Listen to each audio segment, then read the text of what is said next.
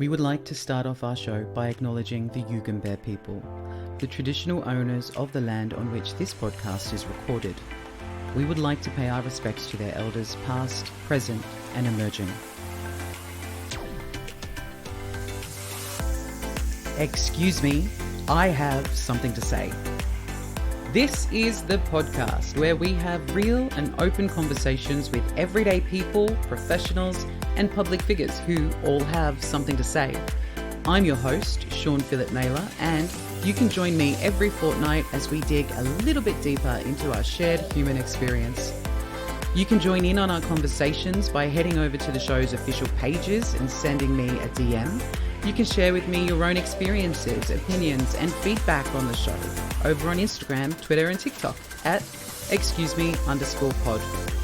You can find us on Facebook if you search Excuse Me, I Have Something to Say, or through our official website, excusemeihavesomethingtosay.com. And don't forget that you can rate and leave a review of the show, which is going to help our conversations reach a wider audience. And remember to share, like, and subscribe so that you never have to miss a show.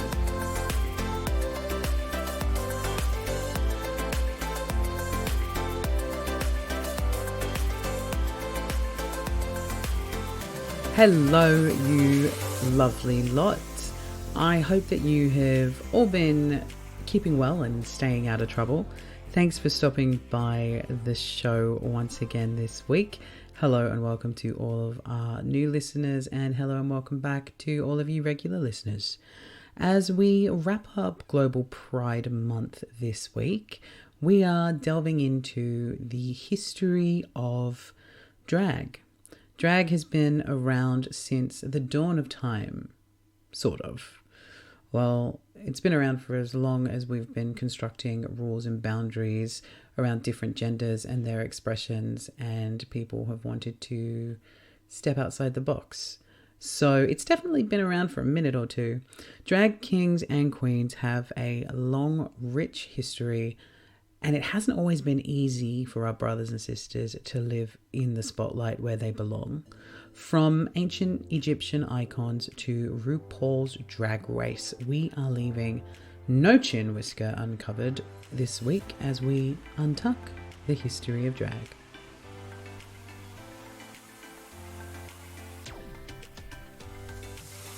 Today's guest is a familiar one, and I'm so happy that she is back. She is the epitome of class, style, and substance. She has a mouth like a sailor, and she can drink like one too. She is a fabulous queen with a heart of gold that sits delicately underneath a set of twin peaks that perch high enough to make even Donald Trump blush. Ladies and gentlemen, non-gender conforming individuals, and every other beautiful unicorn I may have missed, please welcome back to the show, the one and only Miss Mya Crafone. Hey girl, how are ya? Oh my God, that has to be hands down the best introduction of me I've ever heard. Feel free to use it at all of your shows. Oh my God, that is amazing. Oh, I'm good. How are you? I am good. I'm glad that you liked your introduction. Now, tell me, what's been going on between drinks? It has. Last time you were on the show, it was back sort of mid to the end of season 1, and you were just about to get back out and about and start performing again after the, shitstorm that has been the pandemic. Was that end of 2020? Yeah. So I was blonde and had smaller tits and was fatter. We all were. You just described all of us. COVID. Everyone was blonde because, home bleaching. Everyone was fatter because of home quarantine. Yes. And everyone had smaller tits because the surgeons were closed. We are in what have I been up? Oh, absolutely. What have I been up to? So I've been working quite regularly now. My gigs have picked back up. So I've been doing regular trivia gigs back at Fat Freddy's every Tuesday, every second Wednesday at NAMI down in Burleigh. and picking up more and more other random gigs throughout the week. So drag is back full force, I'd like to say. So glad that you're back performing. And in the interim that has been since you were on the show, we came to see you at when NAMI, you came to trivia. which was amazing. And we were robbed for the trivia title. We should have won. A night I don't remember, but I'm pretty sure I was drinking heavily that night. Yeah, I'm pretty sure you were. Was it a theme trivia or was it just general knowledge? It was 90s. Oh, that night. Oh, yeah. No, I was drinking heavily that night. Oof. Apologies. That's okay. She loves it, Beveragino. She does. So, Mya, today I've invited you onto the show to join me for a trip down memory lane as we rediscover the history of drag. Now, before we get started, a little disclaimer, because we have to protect our pretty little behinds from all the trolls and the bots and any individuals out there who wants to fact check us. Contrary, guys, to how we look and present, we are not historians. Neither of us have studied the history of drag, and they don't even teach it in school. So don't come at us. We've put the hard work in here so that you guys don't have to. And by hard work, I mean we Googled and Googled until we couldn't Google anymore. Any articles, blogs, and pages used in the research for this episode will be linked into the show notes for all of you right at the bottom, all the way down, right under our social accounts, because these bitches need more followers. So please follow us now as we untuck the history of drag. I mean, I'm hard right now, but it's very firmly against my body. I am still sitting here in full drag. So for anyone that's listening to us, I am sitting here, gorgeous pink hair, necklace that's inspired by Mariah, some gorgeous earrings, full cotton knit dress from Cotton On. I've even got heels still on. I've got pads. I'm tucked. I've got my tits in and full glamour. Yeah, she looks amazing, guys. So if you are listening to the podcast, listen, and then do yourselves an even bigger favor and head on over to the YouTube where you can see our beautiful faces as we discuss the history of drag. And don't forget to and then you can head on. I was just going to say, then you can head over to our OnlyFans where you see the rest of the drag. Okay, so what are we discussing today? We're diving right back to the history of drag. So let's just jump straight in. Drag, as we know it today, is a fabulous world of rainbows, big hair, bigger personalities, more makeup than you can throw a Kardashian at, but it hasn't always been that way. So to truly understand the origins of our drag favorites, like reigning Queen Supreme, controversial, Miss RuPaul, then we need to be looking at queer and racial context. So this is so serious. I do love that you're like describing drag being like big hair, extravagant makeup, and here's me sitting here with some lightly curled human hair and like just a whiff of makeup. But I mean, that's kind of the point. There are many different styles and forms to drag, and you obviously take the more femme route as opposed to the sort of more boisterous, bigger, you know, like the Trixie Mattels of the world. Well, I mean, that's the joyous thing of drag is there is no right or wrong way to do drag. I really wish I knew a really bad drag queen. Oh, you did. Come on. Oh, no. I can name a few, and I'm not going to for the sake of diplomacy.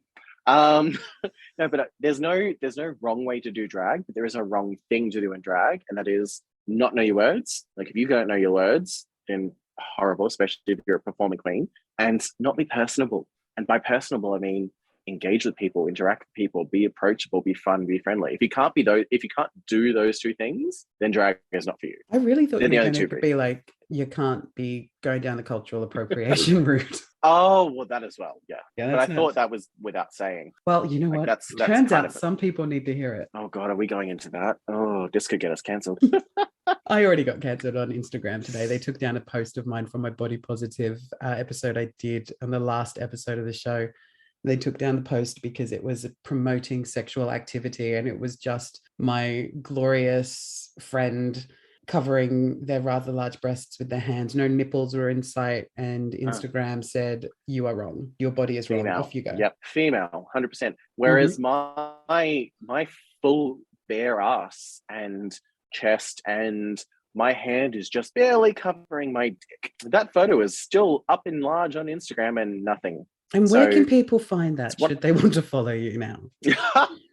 Nothing like that. No, I don't have an OnlyFans. I mean, you can follow me on Instagram at Mya Crafone, spelled MYACRAFONE. Don't spell it with PH because PH spells crapone. At Mya Crafone on Instagram. So discussing drag, history of drag, glorious drag. I do love drag. You think? Drag. Don't be such a drag. By the way, so I'm probably talking like I'm had a few, and I really haven't. I'm just enjoying a glass of wine right now, but I'm just excited to be doing this again. I've missed doing this. I enjoy talking about shit, and especially talking about shit with you. I know, it's so much fun. And that, like when we went for dinner with Amy Lucifera, guys, who's been on the show a few times, that's the show that will never be made, that needs to be made. The conversations around that dinner table. Those conversations were by far the most amazing, the most traumatizing, and the most healing that I think the three of us needed to have. 100%. But that's not why we're here today. So let's get back into drag. No, sorry. Drag. All right, if we go all the way back, we're going back to ancient Egypt. It's like a proper history lesson here, kids.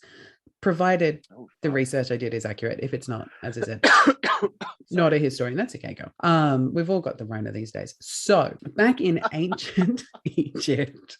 Can't say that. Oh, well, I just did. Cancel me, Karen. All right. So in ancient Egypt, there are coins, relics, and artifacts that show the one and only Miss Cleopatra dressed as a male pharaoh, and she's wearing the male double crown, which historians believe that this form of cross-dressing was used for the queens to assert their power and in turn claim their thrones because, you know, women shouldn't be allowed to rule according to a lot of men. The funny thing is, so she was not actually the first. Again, we're not historians, so I'm just basing it on memory here, but I'm pretty sure, oh, I like that, historians. I'm pretty sure Queen Hephaestus was actually the first before Cleopatra. And while she was ruling, she constantly wore the fake beard because at that time, females were not allowed to be the ruler of the kingdom of Egypt. So that was the very first experience of what we call now drag king.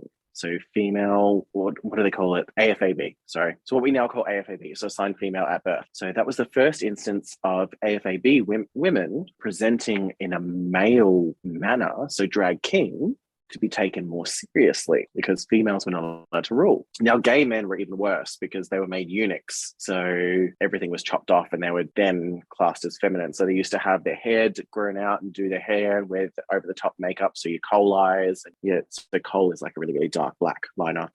That's where we get the black eyeliner from, is the coal from the Egyptians. Oh. And the over-the-top extravagant eye makeup, and they were eunuchs and they were the servants to the royalty because as far as they were concerned back in the ancient times, gay men were considered less than, so they were forced to be female presenting. Ooh, there we go. Wow, did not know this. There's also, just on a side note. Do you want to know? Go on. I was just going to say, do you know how I learned all that? How? From reading a book. Never underestimate the power of books, kids. So it was actually through, I want to say it was a John Grisham novel called River God. The kind of book I thought you were going for. No. It was actually a trilogy of books. It was all about ancient Egypt. And it was like a warlock who was a eunuch who, used to constantly get treated less than because anyway, so I learned all about that sort of culture via that. Wow, anyway, that's really cool. On a side note, there is a new TV show out. I think there's 3 episodes out and I've only watched the first one, and they do touch on ancient Greece, and it's quite informative and good, especially because Pride Month. It is called The Book of Queer. It's American and it's got people reenacting queer history that was straight washed out of the history pages, like Abraham Lincoln and people like that. So definitely worth a watch. Really good. Lincoln was definitely queer. Oh, 100%. If you don't like that Middle America, you can come at us. So many Middle America. No, let's be real. Middle America is more concerned about banning drag queens than they are about banning guns and listening to us talk about Lincoln being a homo. And that's tea. Mm-hmm. And this is why Middle America. Actually, that's sort your shit out. That's definitely something that once we get to that era, we can definitely start talking about. But the whole religious America and their ban on drag queens at the moment, especially around kids, when they should be it's going to go off on a tangent here. We did that last time. I kept going off on tangents. We did. This is going to be a 3-part special, maybe a 4-part special by the end. So we do have a lot of ground to cover. Season 4 is just Mya ranting. I mean, I tune in. In fact, I'll produce that shit. Let's get it done. Okay. A lot of ground to cover, so we best move on. So, going from ancient Egypt to ancient Greece, in ancient Greece, we witnessed the birth of the early theatre scene where female roles were performed by men because women were classed as inferior and were deemed unfit for the stage. Playwrights such as Plato were worried about the damaging effects of male actors degrading themselves by representing female characteristics and emotions on stage. Anything you want to add here, Mya? Well, I was just about to talk about the Plato thing, about how back then they deemed that while women were not allowed to be on stage and were not allowed to present, and they had obviously men dressed as females presenting the female characters, but how they saw it as degrading and demeaning to present as female. So I hate to bring up, I mean, she's probably around this age, so it's fine, but Madonna, ancient Greece. Don't come for me, old queers that are all Madonna stans. But one of the best quotes ever from Madonna is, "It's okay to look like a boy, but do you think that looking like a girl is degrading?" So like girls can wear jeans, cut their hair short, etc., but boys can't dress like a girl. Love that you bring this up purely for selfish reasons, and that is I created what selfish me? No, I created a playlist on Spotify. It's my Pride playlist. You can find it on Spotify if you search for Sean Phillip, and I put this Madonna song in because I remember when it came out, like 2005. What it feels like for a girl. Yeah. Yep. And I thought it was such a good song. Mm-hmm. My very first drag number I ever performed to. Not the whole song, just the first like little snippet was like my introduction to my number. So the whole like, you think like being a girl is degrading, you'd love to know what it feels like to be a girl, was how my first ever number in drag started. Because of that, because at the time I was very much of the mindset of drag was not degrading, but I was like, drag is not masculine enough, etc. But what we talk about, ancient Greece. Yeah.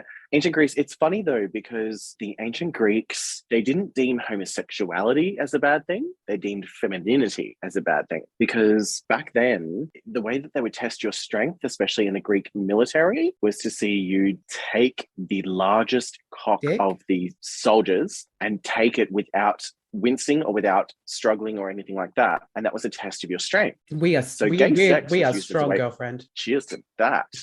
Give me a big, muscly, hairy, uncut Greek any day. But that was a test of your strength back then, was in the military. It was how well you could take it. But showing any sign of femininity was a sign of weakness. So drag was not in the forefront back then because any sort of femininity, any sort of feminine presenting was seen as less than, and even less than an actual woman. Wow. So yeah, drag was not prevalent back then. While it was used in the shows, etc., it was not widely sought after. Right. So jumping ahead a little bit to the Middle Ages in Europe, the good old Christian church continued the tradition of banning women on stage, leaving it up to the menfolk to perform all of the most fabulous female roles. Even when Western theatres started to move away from religion, women were still banned from the stage. So that's the Middle Ages in Europe. I mean, troublesome times. Are we surprised? No. Christianity and religion oppressing people, shock, horror,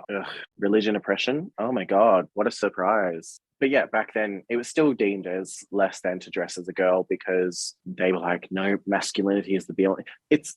Look, we experience it these days and it's been rooted in society ever since in the Egyptians. Toxic masculinity. Masculine is the be all and end all, and you show any form of femininity and you're less than, which is bullshit because, I mean, we're feminine, we're amazing. And, why can't you play around on that spectrum and be strong and incredible in any area on that little line? In the words of the iconic season 9 winner of Drag Race, and I know we're going to get to Drag Race eventually, in the words of the season 9 iconic winner Sasha Velour, gender is a construct, tear it apart. Here.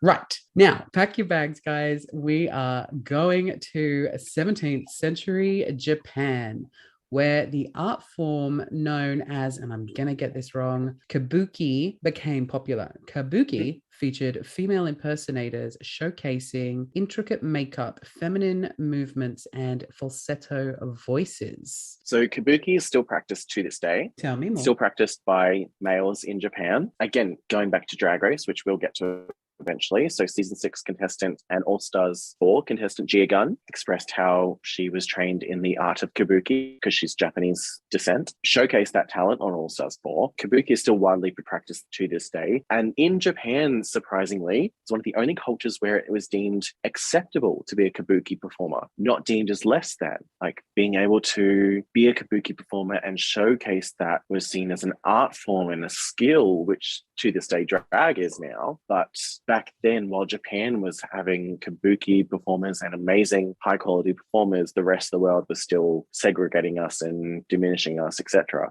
So Japan has been one of the forefronts for that. Not saying they're the best when it comes to, obviously, their treatment of the LGBT community, etc. these days, but at least they're more accepting of the art form that is drag. The time, 17th century, while this was all going on, this was also around the time that Shakespeare was getting his fame game on and becoming more well-known. And it was also around the time of some of his more iconic female characters like Juliet and Lady Macbeth were represented on stage, and they were portrayed by men as well. So like you were saying, although in Japan they were embracing the art form of kabuki, in the European world, the Western world, we were still sort of going, nah, women, no, guys can do that. This is where the term drag actually comes from.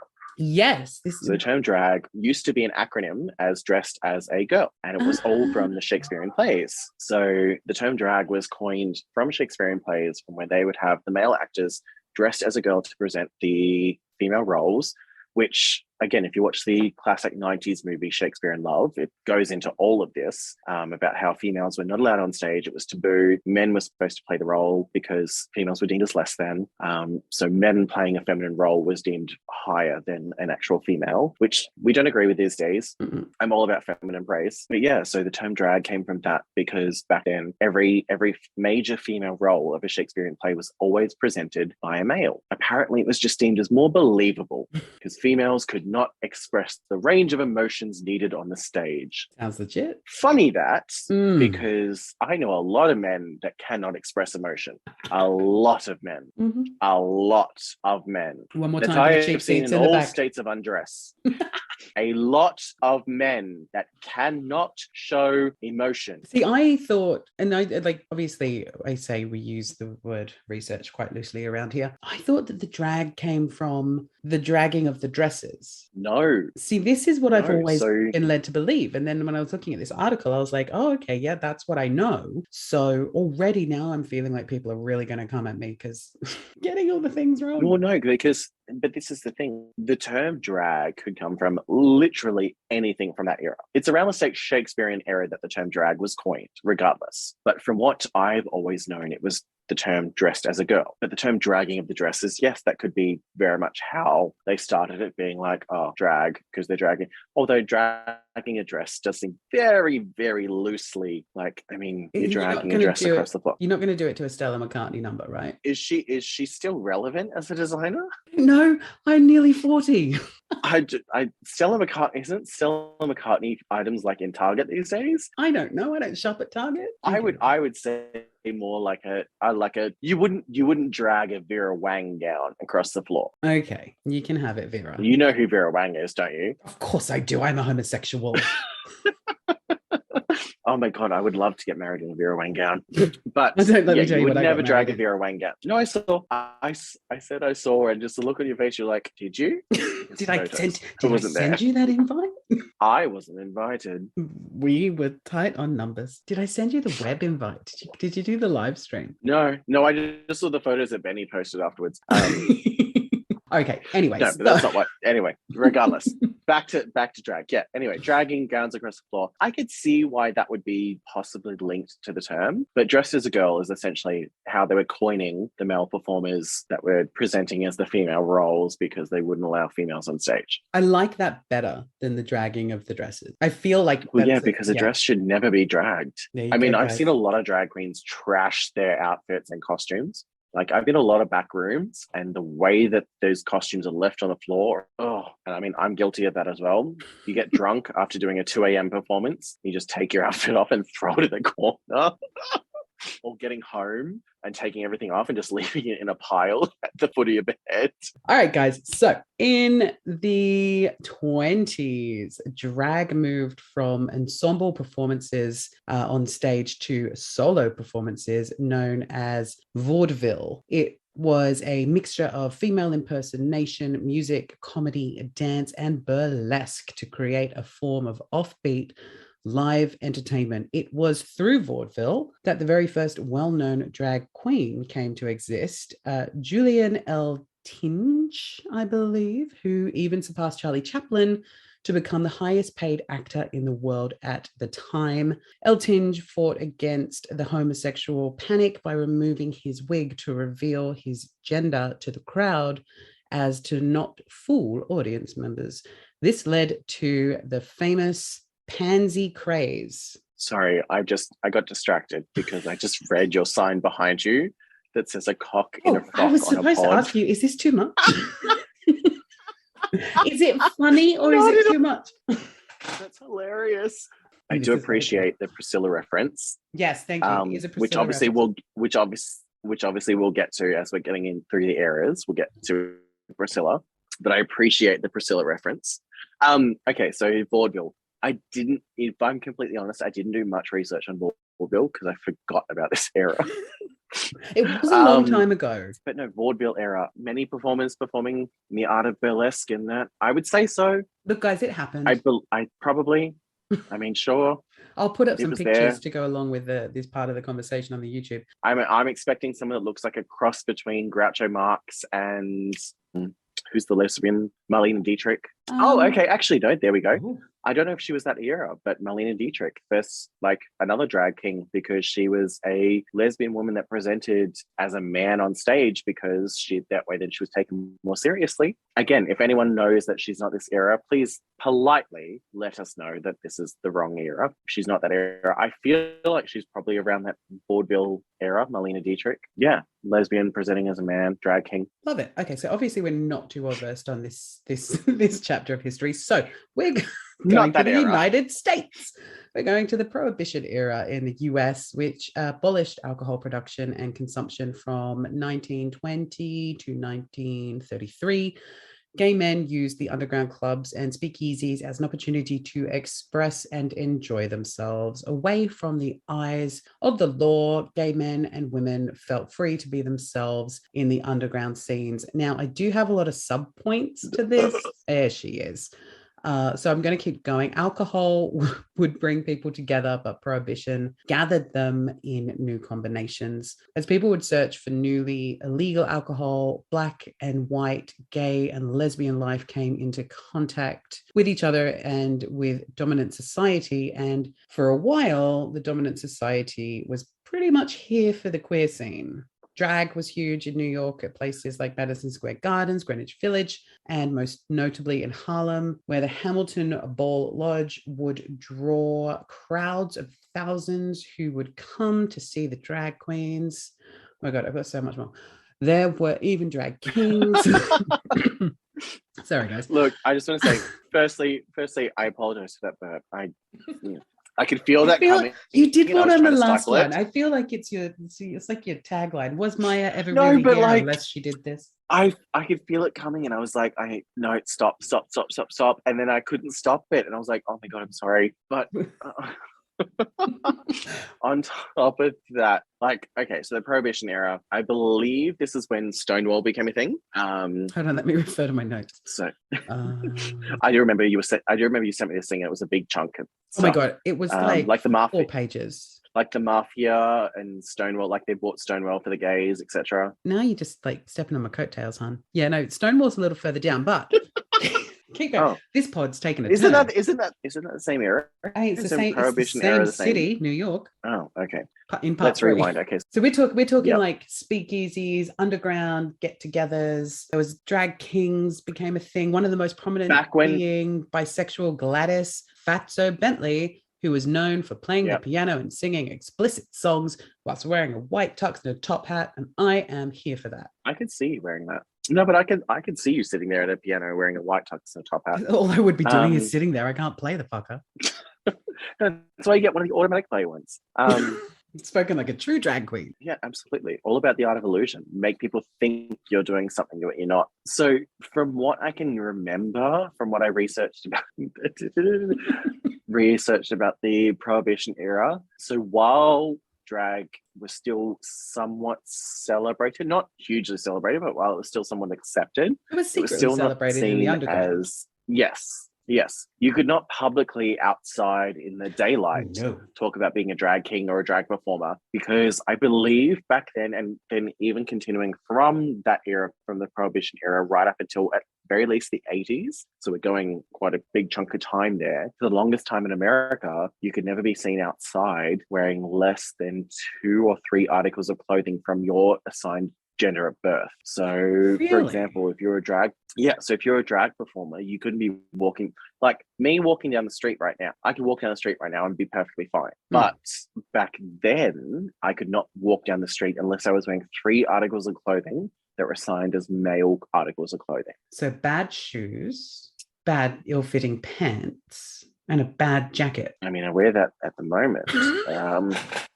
Not right now, but I have been known to wear an ill-fitting jacket and some bad shoes. I don't believe this of you. How dare you? She's not always glamorous. But yeah, so the Prohibition era was still not as celebrated as what we have now. We're slowly getting there. It's more accepted in the underground. People love seeing it as they go out because, you know, oh, let's go to this new underground club. They've got an amazing performer. Turns out it's actually a woman as a man, or it's a man as a woman. So we're celebrated underground, but not to the light. We're treated as those underground mole people. Did you really say mole people? Okay, we're running with that. So, New York City banned female impersonation, and with radio and movies growing in popularity, it was the end for vaudeville. Bum, bum, bum. The backlash against the queer community became even more prominent after the end of World War II as a more family-oriented and heteronormative culture intensified. And it was the 50s, which was the age of conformity, when we saw the creation of homophile movement. This was when white and middle-class members of the gay community distanced themselves from drag queens and transgender people in an attempt to assimilate into mainstream society. Why would you do that? Who wants to be mainstream? Boo hiss boo. Boo hiss boo. It's funny though, because they all try and distance themselves from us, being that, oh, you know what, we're seen as... So from back then all the way up to even now in 2022, we're still seen in some people's eyes as freaks. And I'm not a freak. I look fucking gorgeous. Mm-hmm. Like I walk into a room and people just think that's a 6'6", sometimes dressed sluttily woman, until I start talking and they go, oh, that's not a woman. But even back then, like distancing themselves from drag performers and female impersonators and male impersonators and etc. as a way of seeming normal. Like, who the fuck wants to be normal? Normal is boring. Normal is generic. Normal is vanilla. Normal is white bread. And while we all do enjoy a slice of white bread from now and then, it's not a healthy diet. Like, you can't sit there and eat white bread for every meal. It's okay as a snack. And I've had many a white bread snack. But yeah, it's the way that they treated us back then was just ridiculous. Trying to conform, trying to fit in. Like, who wants to fit in? Fitting in is boring. Be unique, be different. And I love that that's where the world's kind of at now, where people are less afraid to be that, you know, that little bit more unique. In the 60s, we saw female impersonation get a comedic edge as cross-dressing was seen in film and TV as either a punchline, like in Some Like It's Hot, or something unsettling, like in Hitchcock's Psycho, when a deranged man dresses as his mother to murder his victims. Yeah. Who hasn't done that? I mean, when your mum's as fabulous as mine is, I should dress as her more often. So funny story. So I had a blonde. No, it's just the whole dressing as your mother thing.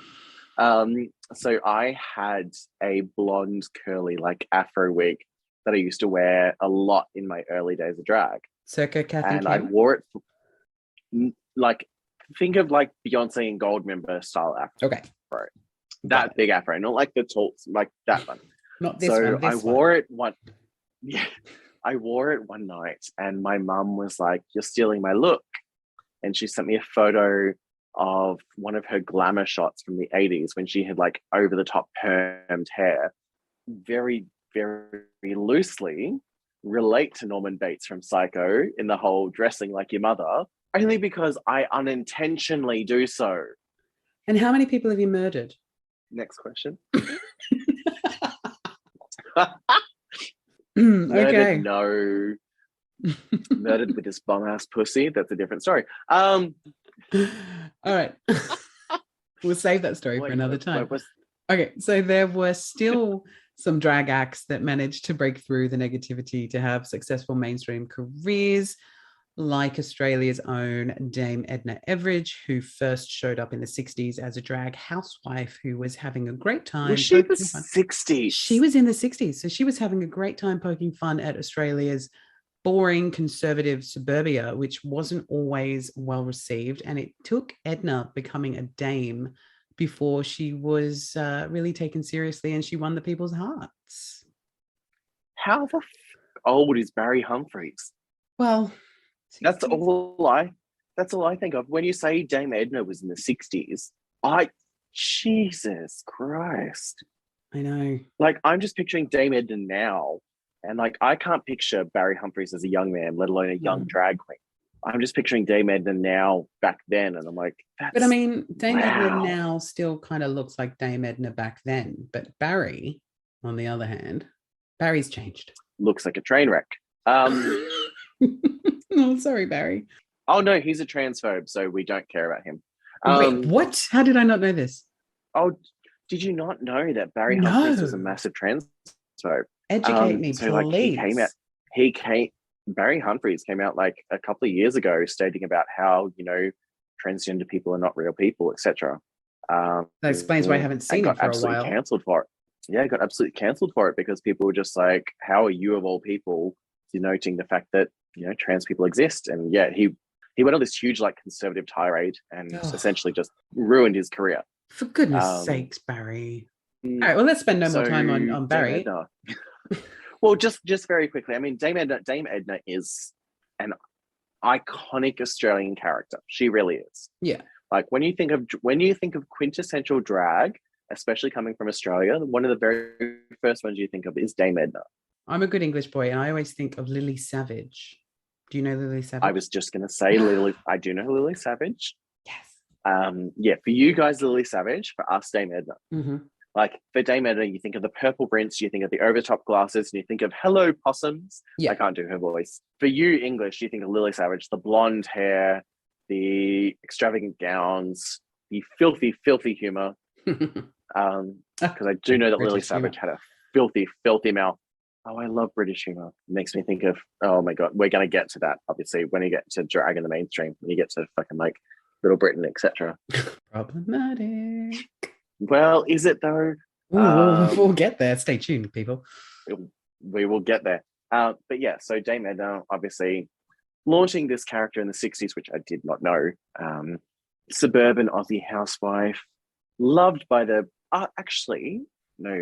Paul Newman was his show, the 80s or the 60s, 70s, 80s. I'm just enjoying the fact that I'm too young to know. But also to your English, so you wouldn't know who Paul Newman is. But he had a lot of drag characters on his show as well, where the male cast would dress up as female characters for comedic laughs. I think that was the 80s. 60s, Dame Edna, camp, back then, not now. Camp, now she's cancelled. So, drag queens of the 60s wasn't... From camp to cancelled. I love it. The drag queens of the 60s wasn't only at odds with mainstream society, but also with each other as internal conflicts and racial tensions also grew.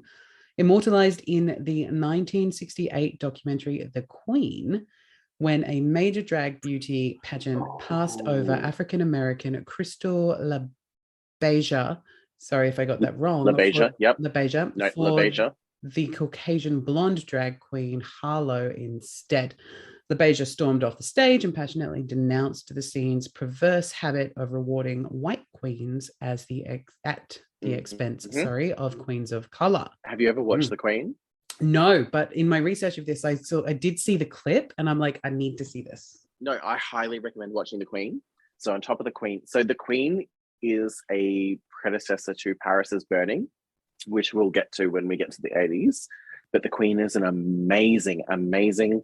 It's classed as a movie, but it's really a documentary about the lives of the drag scene and the ballroom scene, more or less, because a lot of drag culture is actually stemmed from the ballroom scene from the 60s and 70s and later on the 80s. So a lot of what you see as drag nowadays actually originally from the black gays from the ballroom scene. But Crystal LaBeija is a very, very, very well-known, especially if you're a drag queen. If you don't know the history of the LaBeijas and the history of the drag ballroom scene, then typically you might be a 18-year-old white twink doing drag, because your history, kids.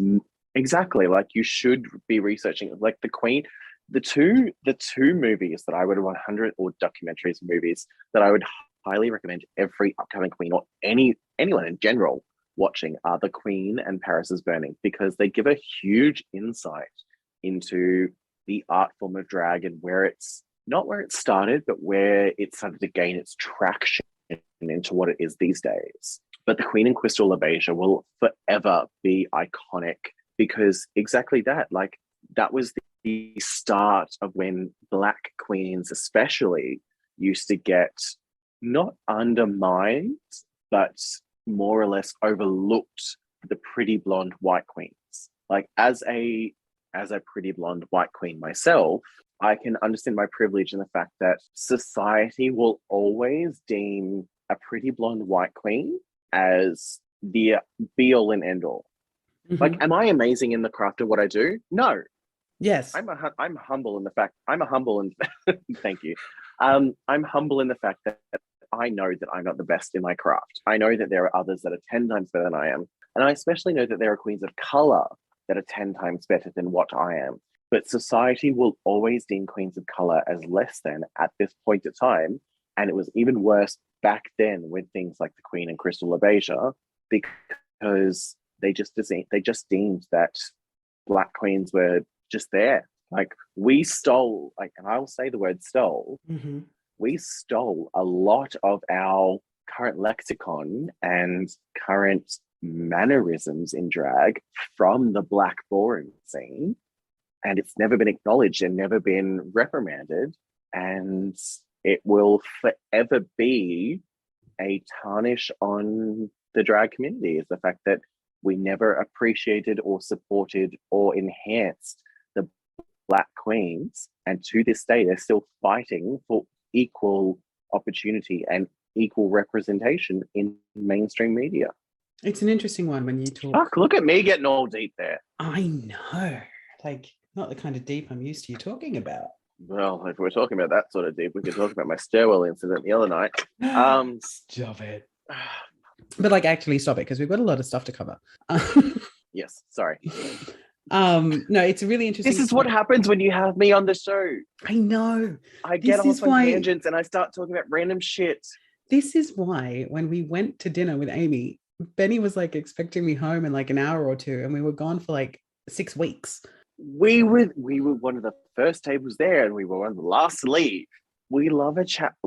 I love a chat. I know you love a chat as well. But like I when I start talking about things, I get sidetracked and I start going off on tangents. Like, I'm sorry, this episode is probably going to be an 8-parter, and I apologize for nothing. I apologize for nothing.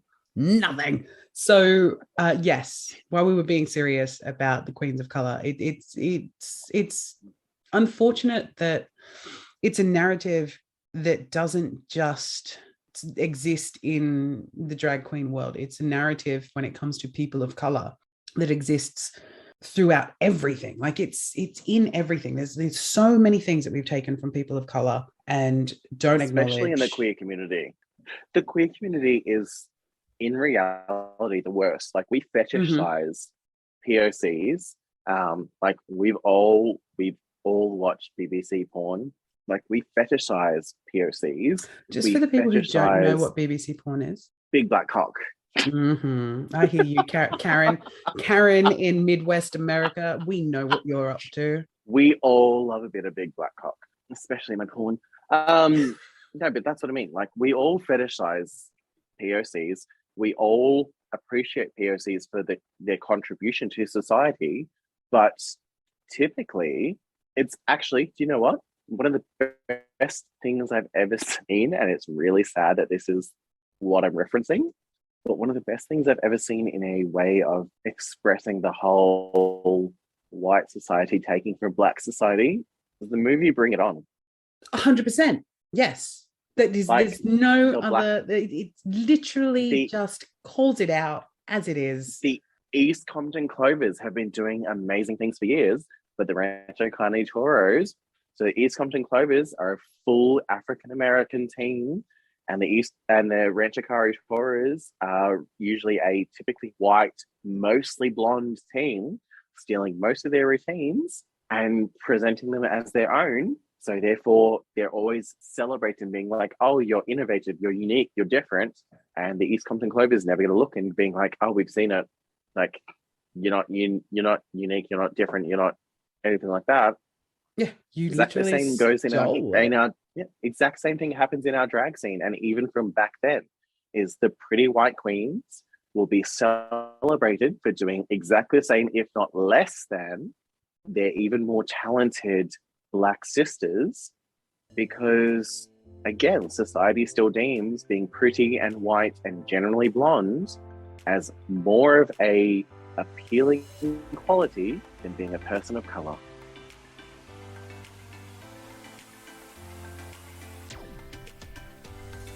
So guys, as Miss Mya Crafone mentioned earlier on, she is a two-part kind of gal.